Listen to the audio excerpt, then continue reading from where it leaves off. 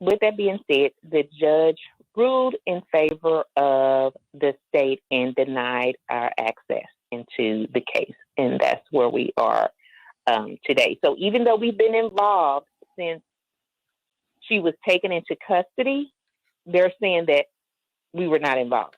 Mm-hmm. Mm-hmm. So you don't have the child placed with you, basically, right?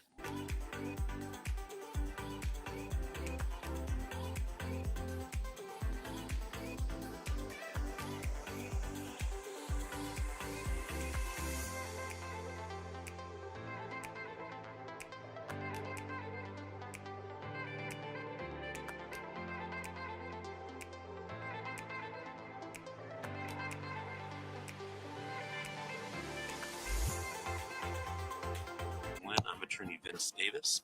And before the break, we were talking to Tanya and Chris. They have a case in Alabama in Georgia, where they're trying to get their, I believe, nephew out of foster care placed with them. Tanya, still there? Yes. Okay, go ahead. Pick up the story where you left off.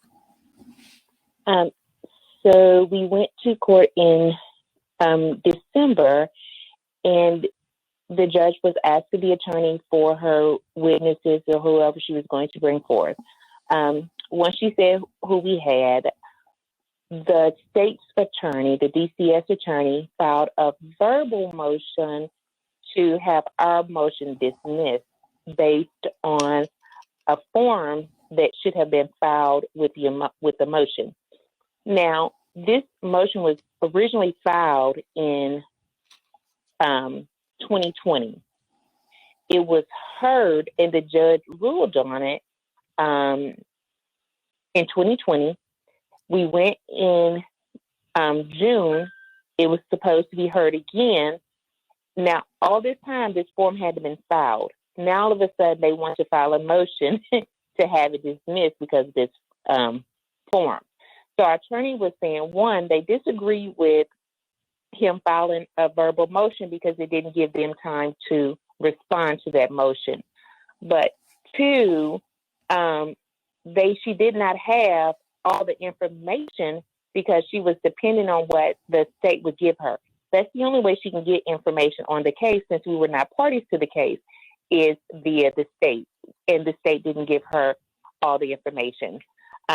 With that being said, the judge ruled in favor of the state and denied our access into the case. And that's where we are today. So even though we've been involved since she was taken into custody, they're saying that we were not involved. Mm-hmm. Mm-hmm. So you don't have the child placed with you, basically, right? We do not. Okay. Have you appealed that judge's decision?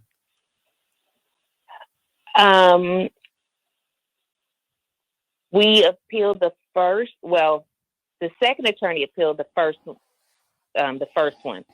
This one, I do not believe has been appealed. Okay, if time hasn't run out, you should talk to your attorney about appealing that, definitely. But there's some other things that I would probably advise you to talk to your attorney about. And that's number one, filing a complaint with the Department of Health and Human Services.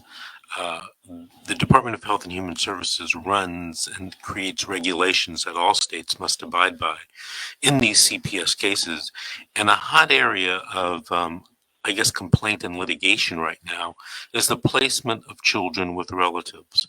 So many times I hear this just every week, every day, about relatives who can't get children placed with them. And there's a lot of reasons for that, in my humble opinion, but it's not what I believe the law is. And CPS is adept at making excuses and using the law to keep children from relatives. One of the reasons why I'm so passionate about this subject is because I was raised by my grandparents. So, I have a soft spot in my heart for those relatives who are trying to get these kids or get kids to raise them, because their children, for whatever reason, aren't able to. So file a complaint with the Department of Health and Human Services. It's an administrative complaint. You can find it online, and consider filing a complaint with the Department of Justice, the Civil Rights Division in your area, because your civil rights may be, being violated. not only yours, but perhaps the child's. Let me ask you this, because we talked earlier this week when you called me at my office. What have you learned from this situation? And what would you want to tell relatives out there in the audience what to do if they're trying to get a child placed with them? One, I would tell people first and foremost, even though I feel that you should not have to when your relative is stepping up, the first thing I would tell them to do is to retain an attorney, someone to help them fight. The second thing I would tell them to do, which luckily my husband and I did, make sure you document every form of communication. If you speak with that social worker or whoever you speak with on the phone, follow it up with an email so you would have written documentation. Because I think that's what's going to help us in the long run. We will be able to show everything that we have done throughout the case to fight for my nephew. We even have where we would ask the social worker a question and she would, respond back and say, I'm working on it, just be patient. But yet she would use time against us and say, well, since the child has been in custody for this long, it's best. Well, we have documentation showing what we have done from the onset of the case up to the current moment. So I would definitely tell people to retain an attorney, even if you feel like you don't need one. It's best to get one in the beginning versus at the end. To keep records of all phone conversations and fight not to. In our case, the foster parent was our supervisor. They were the ones that would supervise our visitations. Fight not to have that done, because then that leaves room for false allegations that you then have to go back and prove are not true. So that's what I've learned in this case, and I would say never give up. Mm-hmm. You know what? That's very astute of you, the things that you mentioned, because it's things that I have told people, over the years.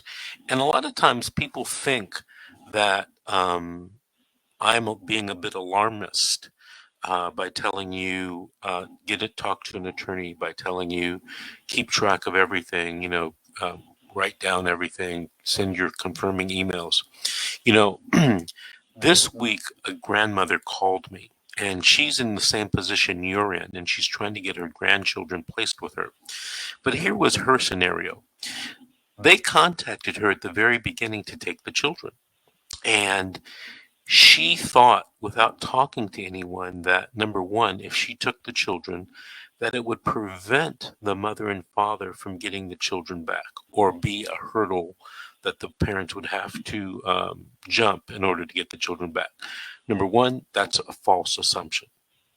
Number two, she said that she was in the process of remodeling her house and couldn't take the children right then and there, but told the social worker she'd talk to her family and, she'd get back to her in about a month. Well, unbeknownst to her, the social worker wrote in a report that the grandmother was not interested in taking care of the children. Mm. Now that's a bit different from what the grandmother said, right? Now, when the when the grandmother told the social worker, "Hey, I don't want to be an interference with the parents getting the children back," the social worker should have said, "Oh, you taking the children is not an interference with the parents getting the children back. They're not. In this case, they don't have to be related." Well, that was never said. Now, flash forward a few months.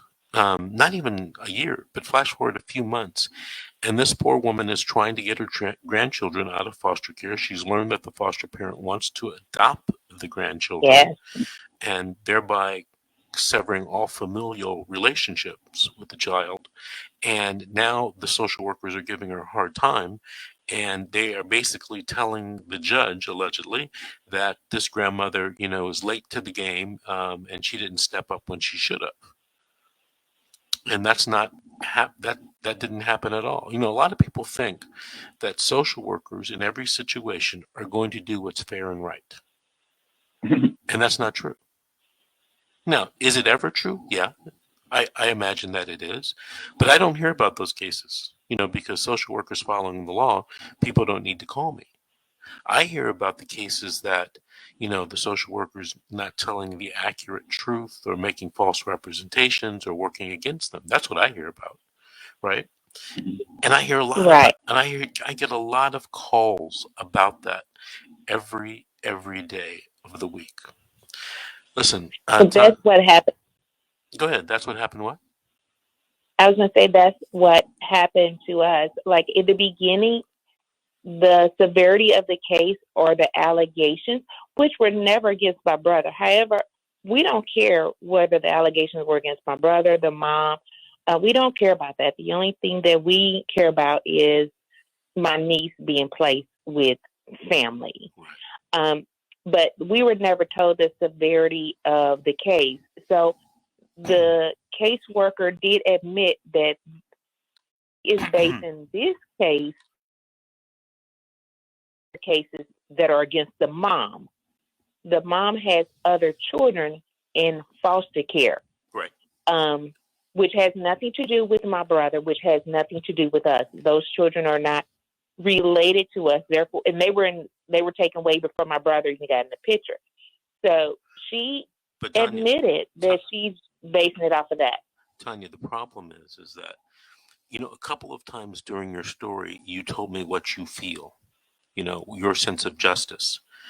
And on my YouTube channel, I have a video about what is justice. Listen, justice isn't what you think it is. And if you view these cases the way you think right and wrong should be done, you're probably going to be left out in the cold, because real justice is different from what people think in their heart. Hey, Tanya and Chris, I want to thank you guys for calling in and thank you for sharing.